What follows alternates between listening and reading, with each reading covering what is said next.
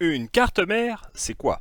Salut, je suis Thierry de l'informatique sans complexe. Cette semaine, encore une nouvelle vidéo de notre série sur la découverte des composants d'un ordinateur.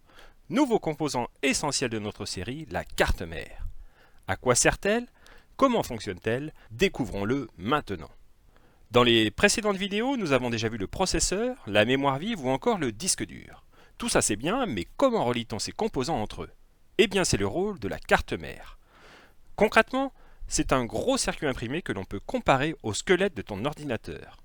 Outre de nombreux composants électroniques, la carte mère dispose également de nombreux connecteurs.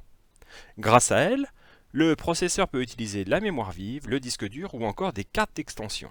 Et tout cela, comment ça fonctionne? C'est ce que nous allons voir maintenant. Mais tout d'abord, si tu aimes mes vidéos, n'oublie pas de t'abonner et d'activer les notifications pour n'en rater aucune.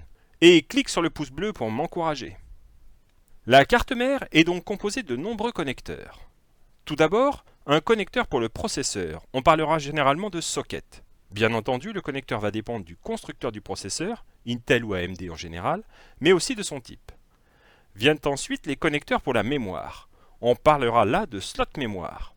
La carte mère dispose également de connecteurs pour les mémoires de masse. On peut y connecter un disque dur ou un graveur de DVD par exemple.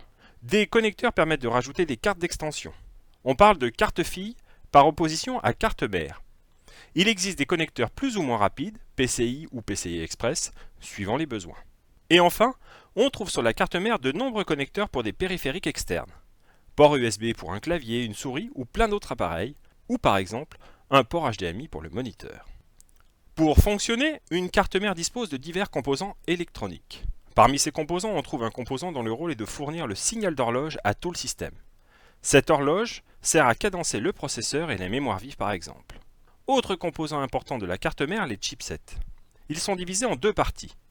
Le pont nord, ou North Bridge en anglais, s'occupe des périphériques rapides, comme la mémoire, ou les ports PCI Express qui servent aux cartes graphiques par exemple. Souvent, cette partie est maintenant intégrée dans le processeur. Le pont sud, ou South Bridge en anglais, s'occupe des périphériques plus lents, comme les ports PCI classiques ou encore les disques durs. Et comme nous l'avions vu dans la vidéo sur le processeur, la communication de celui-ci est assurée par trois bus. Un bus d'adresse, un bus de données et un bus de contrôle. Pour démarrer, la carte mère utilise un logiciel qui permet entre autres de détecter tous les périphériques comme le processeur, la mémoire ou encore les disques durs. Ce logiciel s'appelle un firmware. Il est contenu dans une mémoire morte soudée à la carte mère. Lorsque tu allumes ton ordinateur, le processeur va immédiatement charger le firmware pour l'exécuter. En premier lieu, il va effectuer toute une série de tests, le POST pour Power On Self Test en anglais. Ensuite, il va chercher chaque périphérique installé sur la carte mère. Si le système trouve une erreur, le firmware va soit afficher le code d'erreur sur l'écran, soit émettre une série de bips si le problème se situe justement au niveau de l'affichage. Initialement, c'était le BIOS qui équipait les ordinateurs, mais sur les ordinateurs récents, c'est en général l'UEFI. Ce nouveau type de firmware permet de dépasser les limitations du BIOS, comme par exemple la taille maximale des disques durs. L'UEFI permet également une présentation graphique avec un support natif du réseau et de la souris par exemple.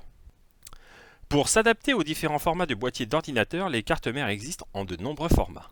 Au début, les cartes mères étaient au format AT, de plus de 30 cm de côté. Puis, l'électronique se miniaturisant, les cartes mères et les boîtiers sont devenus de plus en plus petits.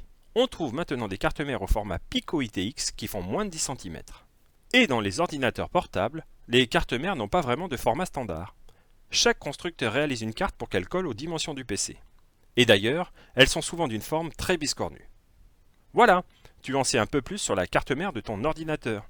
J'espère que tu as aimé cette vidéo. Ne rate pas la prochaine sur les composants d'un ordinateur.